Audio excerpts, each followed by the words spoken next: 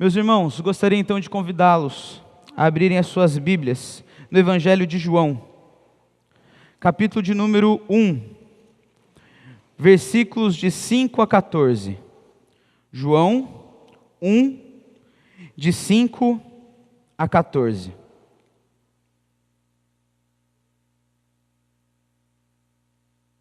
Diz assim a palavra do nosso Deus: a luz resplandece nas trevas, e as trevas não prevaleceram contra ela. Houve um homem enviado por Deus, cujo nome era João. Este veio como testemunha para que testificasse a respeito da luz, a fim de todos virem a crer por intermédio dele. E ele não era a luz, mas veio para que testificasse da luz, a saber, a verdadeira luz que vinda ao mundo ilumina todo homem. O Verbo estava no mundo, o mundo foi feito por intermédio dele, mas o mundo não o conheceu. Veio para o que era seu, e os seus não o receberam.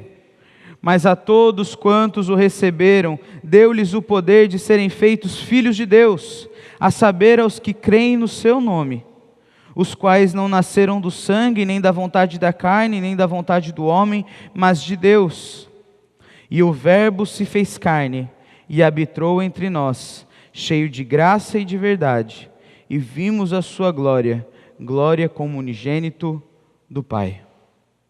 Eu convido os irmãos a ler o versículo 14, outra vez, mas junto comigo agora. E o Verbo se fez carne, e habitou entre nós, cheio de graça e de verdade, e vimos a sua glória, glória como unigênito do Pai. Senhor nosso Deus, nosso querido Pai, que o Senhor abençoe a nossa vida, que o Senhor ilumine com o Teu Santo Espírito, e que nós sejamos edificados pela Tua Palavra, em Cristo Jesus oramos. Amém. A presença de Deus com o seu povo sempre foi algo essencial para o relacionamento que nós temos com Ele. Sempre foi algo importante para a nossa vida. A presença de Deus, se nós olharmos para a Bíblia, nós vamos ver que ela sempre foi constante.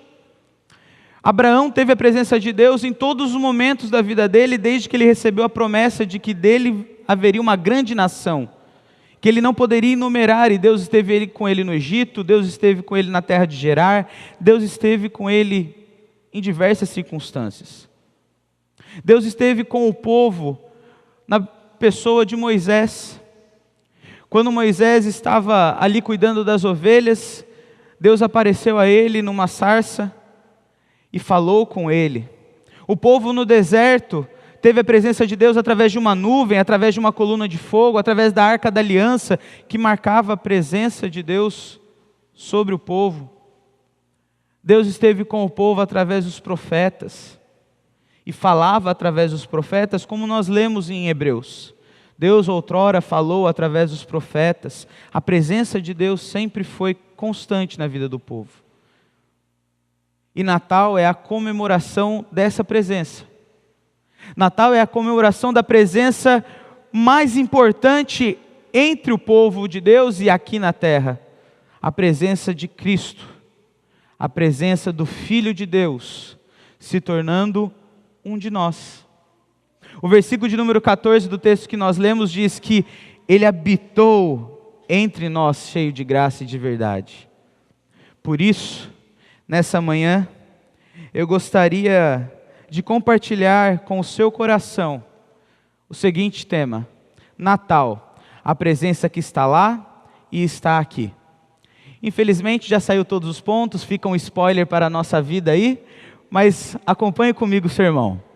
Natal, a presença que está lá e está aqui. Note que o Evangelho de João começa totalmente diferente de todos os outros evangelhos. Se nós abrirmos em Mateus, nós vamos ver a genealogia de Jesus. Se nós abrirmos em Marcos, nós vamos ver sobre o nascimento de Cristo. Se nós abrirmos em Lucas, então, nós temos detalhadamente o que aconteceu, porque Lucas era um historiador de mão cheia. Mas João, ele não nos fala sobre o nascimento de Cristo. João não nos fala sobre estebaria, João não nos fala sobre como foi, o que Maria ouviu, o que José ouviu, mas João nos fala sobre quem é Cristo, sobre o que Cristo fez desde a eternidade, na criação e assim por diante. João nos mostra sobre a identidade de Cristo e sobre as suas obras. O prólogo de João, que é o texto que nós lemos, nos conta sobre Cristo que se tornou homem, e sendo homem, ele ainda era Deus. O homem Deus e o seu poder para a salvação de todo aquele que crê e que tem a vida eterna. O propósito de João é revelar a glória do Messias e toda a sua obra como Salvador. E é por isso que a primeira coisa que a gente pode ver neste texto, do versículo 5 até o versículo de número 9, é que no Natal, na presença de Cristo entre nós, o homem encontra luz para a escuridão. O texto no versículo 5 diz que a luz resplandece nas trevas e as trevas não prevaleceram contra ela. Se os irmãos se lembrarem de Gênesis, nós vamos ver que Gênesis nos diz que havia trevas sobre a face do abismo, mas Deus disse o quê? Haja luz, e houve luz. Ou seja, quando existe luz, as trevas não prevalecem, as trevas não podem dominar sobre a luz. A ideia que pode ser pensada aqui, e que pode ser transferida para a ideia espiritual da nossa vida, é que quando Cristo se torna homem, Ele é luz para acabar com a nossa escuridão. Lembram-se de Isaías? O povo que andava em trevas viu grande luz. A luz de Cristo brilhou sobre nós de forma inusitada e que não havia acontecido até então. A escuridão que o povo passava era grande porque há mais de 400 anos Deus não falava com o povo. Desde Malaquias até as histórias do Novo Testamento, Deus se manteve em silêncio. Mas em Cristo, a luz veio. E a luz resplandece nas trevas, de forma que as trevas não podem dominar a luz, não podem prevalecer contra a luz. A luz é proclamada, e é a luz que é verdadeira, é a origem de todas as outras luzes que podem surgir, a luz que é Cristo. E o que João está querendo dizer quando diz que essa luz ilumina a todos os homens? João está querendo dizer que todos os homens saberão que Cristo é o Filho de Deus. Todos os homens entenderão e verão os milagres de Cristo. Ele não está falando de uma iluminação interior para a salvação, mas ele está dizendo de uma iluminação que veio para que todos vejam: Jesus é o Messias. Ele se refere à revelação objetiva, à luz que vem ao mundo com a encarnação, ou seja, Cristo se fez um de nós. Ele brilha sobre todo homem e divide a espécie, divide os homens. Aqueles que creem e aqueles que não creem, de forma que aqueles que creem têm vida eterna, encontram salvação, mas aqueles que não creem se perdem. E na verdade, João vai dizer mais à frente que eles fogem, porque quando a luz brilha sobre eles, eles não querem que suas obras sejam contempladas. Natal é essa luz que brilha sobre todo homem, quer ele veja, quer ele não veja, ela brilha sobre todos. A presença de Jesus entre nós foi assim. Ele trouxe luz para a nossa vida, Ele trouxe luz para a nossa realidade, Ele ilumina todo homem e não tem como fugir dessa realidade, de forma que você está ou não está em Cristo. Natal é a presença de Cristo entre nós, que esteve lá em João, mas está entre nós. Hoje nós tomaremos da ceia, participaremos da ceia. Cristo se faz presente. E no momento da ceia, é necessário uma atitude nossa, uma decisão de se autoexaminar e tomar ou não do cálice, tomar ou não do pão. Quando Cristo brilha sobre nós, nós temos que tomar uma decisão uma atitude. É o momento de pensarmos sobre essa luz verdadeira que ilumina a todos e requer de nós uma decisão. Se autoexaminar, porque Cristo se faz presente aqui. Mas no Natal, a presença que está lá e está aqui, nela o homem encontra a luz para a escuridão, mas nela o homem também encontra a graça da adoção. Olha os versículos restantes, versículo 9 até o versículo de número 13. A saber, a luz que vinda ao mundo ilumina a todo homem. O verbo estava no mundo e o mundo foi feito por intermédio dele, mas o mundo não o conheceu. Nós sabemos o que Cristo fez, nós sabemos o que aconteceu com ele, nós sabemos muito bem que muitas pessoas não creram nele.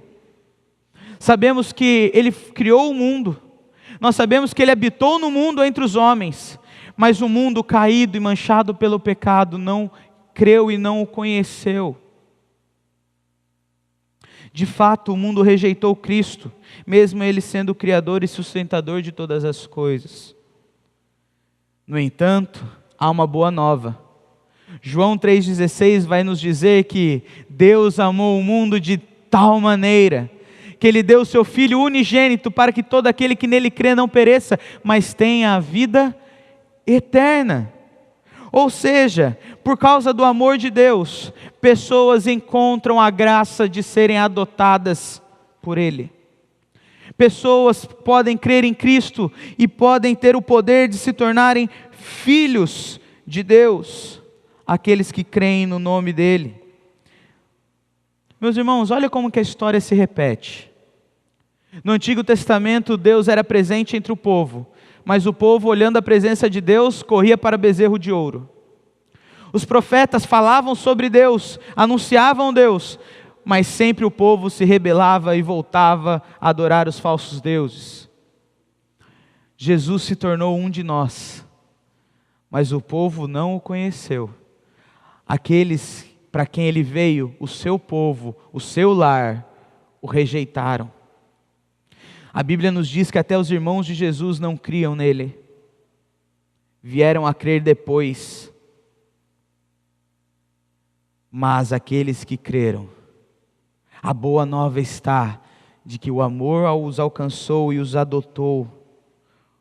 O povo sempre se afastava da presença do Senhor, mas Jesus Cristo fez a aproximação necessária e houve a boa nova da adoção, a graça, o favor imerecido a todos quantos o receberam e creram no seu nome, no seu poder, na pessoa que ele era, foram adotadas e ganharam o poder de se tornarem feitos filhos de Deus.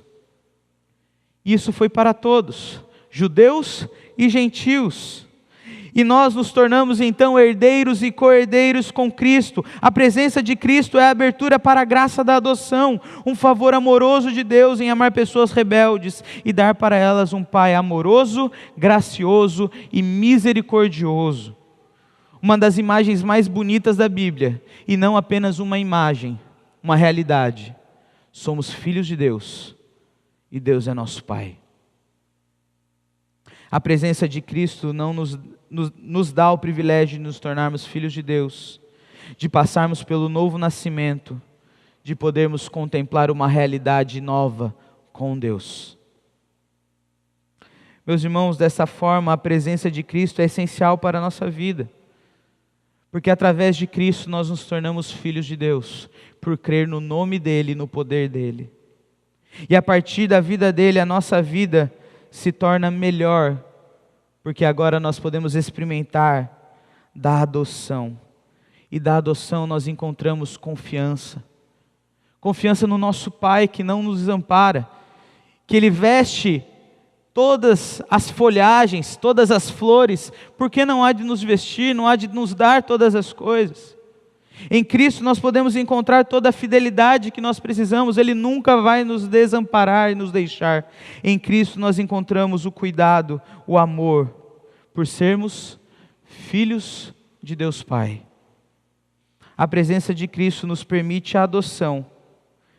Está aqui hoje e nós celebraremos através da ceia. E por último, A presença que está lá está aqui. Nela o homem encontra o glorioso Salvador. O texto termina dizendo que o Verbo se fez carne e habitou entre nós, cheio de graça e de verdade. Então a primeira afirmação do texto importante é que ele habitou.